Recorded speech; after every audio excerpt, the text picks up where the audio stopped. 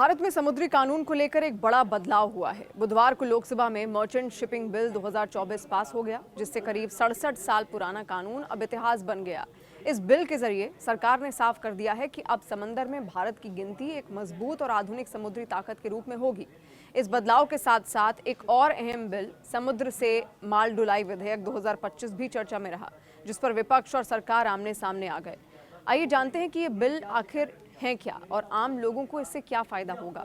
Merchant shipping bill 2024, इसका मकसद भारत के पुराने जहाजरानी कानून को बदलना है, जो 67 साल से चल रहा था।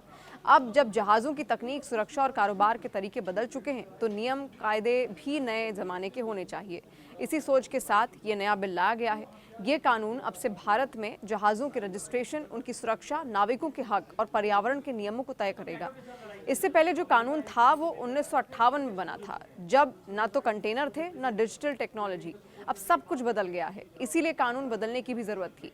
समुद्र से माल ढुलाई विधेयक 2025, ये बिल 1925 के कानून की जगह लेगा। इसका संबंध उन नियमों से है जिनके जरिए समुद्र के रास्ते एक जगह से दूसरी जगह माल भेजा जाता है।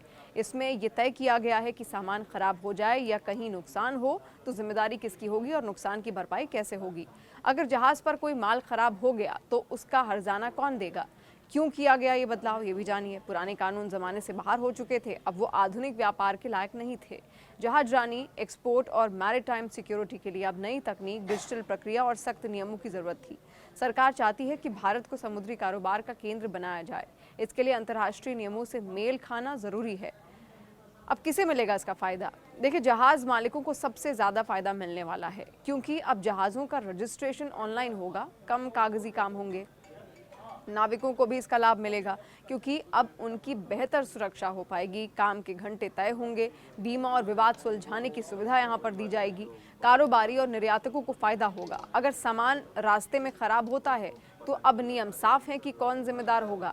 बीमा कंपनियां, निवेशकों और लॉजिस्टिक्स कंपनियों को लाभ होगा। भरोसेमंद कानून से कारोबार करना आसान होगा। अब क्या क्या बदलाव होंगे ये भी आप जानिए। क्या कुछ बदलेगा? जहाज रजिस्ट्रेशन, चालक दल के नियम, समुद्री दुर्घटना की जांच, सब कुछ डिजिटल और टाइम से होगा। विदेशों से आने वाले और भारत से जाने वाले जहाज़ों पर एक जैसे नियम लागू होंगे। समंदर में तेल या कचरा फैलाने की जैसी घटनाओं पर सख्त जुर्माना और सजा तय होगी। विवादों को सालों तक घसीटने की बजाय तेजी से हल करने की व्यवस्था बनाई गई है।